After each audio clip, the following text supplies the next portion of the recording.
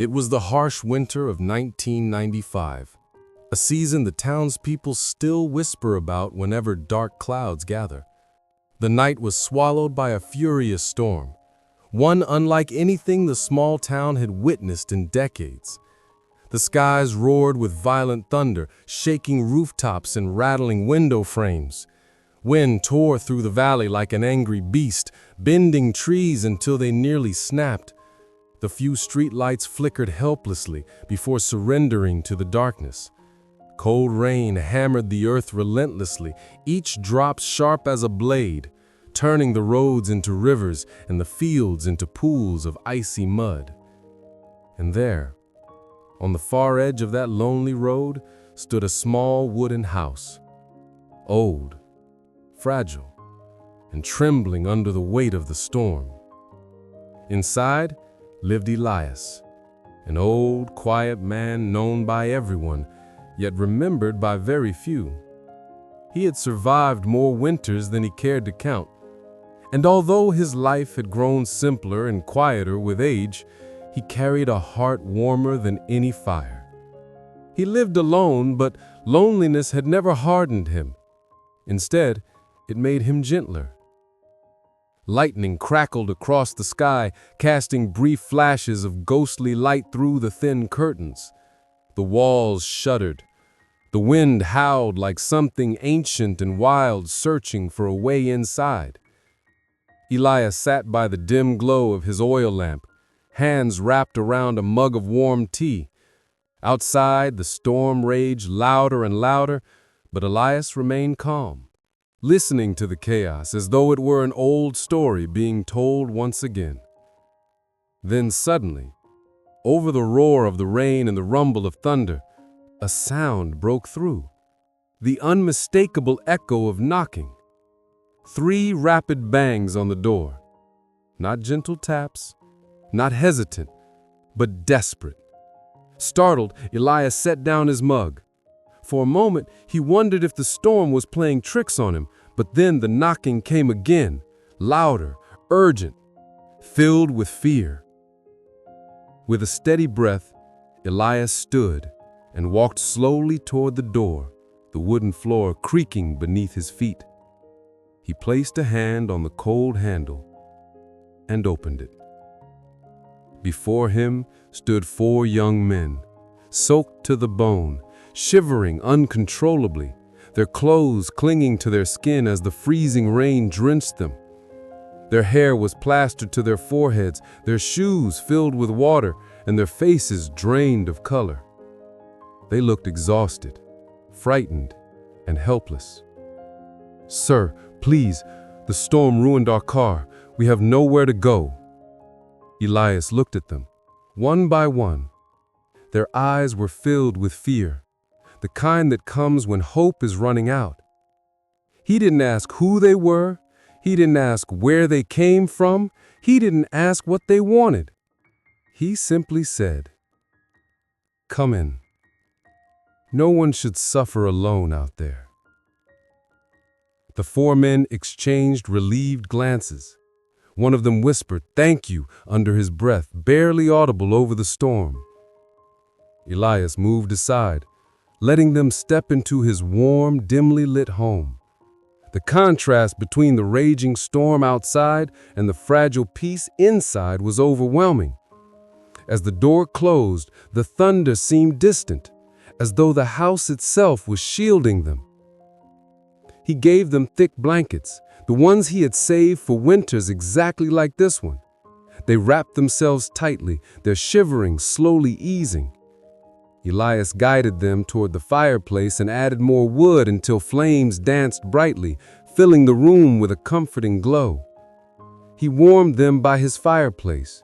He shared his only food, bread and a simple pot of soup he had made earlier. It wasn't much, but he offered it with genuine kindness. As they ate, the young men spoke in low voices, exchanging glances, marveling at the warmth they hadn't expected to find that night. One of them whispered to another, "People like him? They don't exist anymore."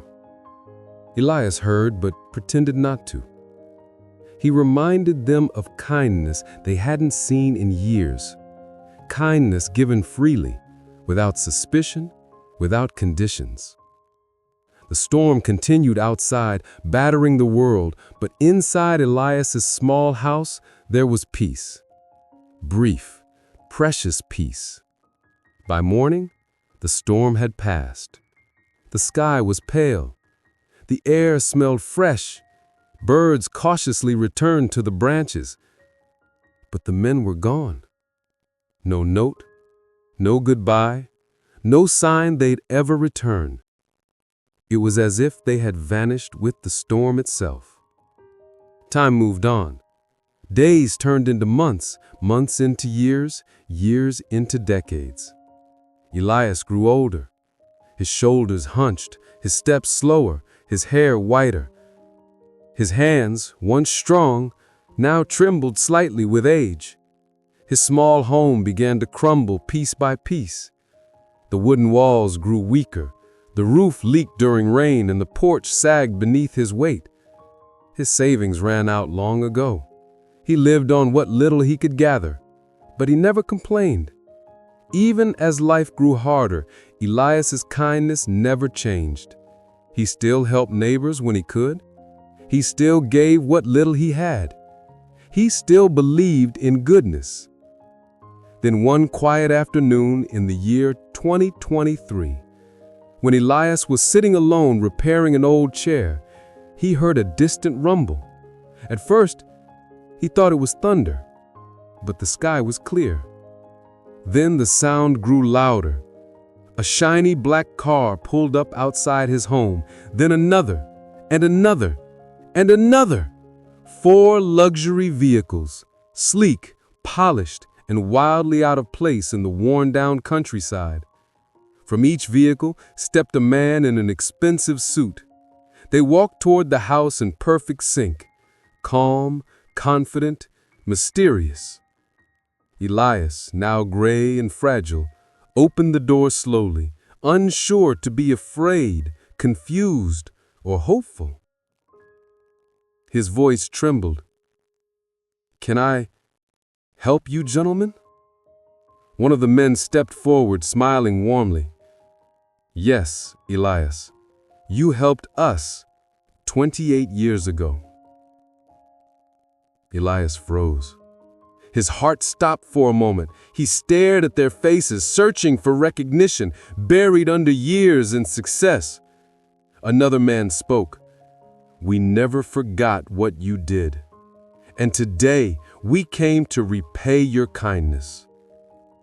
Elias felt tears forming, though he didn't yet understand what was happening. One of the men stepped forward and gently placed a leather briefcase on his worn table. He opened it slowly. A bright golden glow lit the entire room, reflecting off of Elias's eyes, making the moment feel surreal, almost like a dream. Inside was a check with more zeros than Elias had ever seen. Legal documents for a brand new house in his name. A lifetime stipend ensuring he would never worry again. And a heartfelt letter signed by all 4 men. Elias covered his mouth, tears spilling down his cheeks. He was overwhelmed, confused, touched, and grateful all at once. When everyone passed us by that night, you opened your door. You saved our lives. And now, we want to change yours. The room fell silent. The weight of the moment was immense. Elias wept openly, not out of sadness, but deep, overwhelming gratitude. Kindness has no deadline. It does not expire. It does not vanish. It may take years, even decades, but it always returns, sometimes stronger than before, sometimes in ways far bigger than we can ever imagine. Do good. The world never forgets. Thank you for watching. Please like and subscribe to our channel.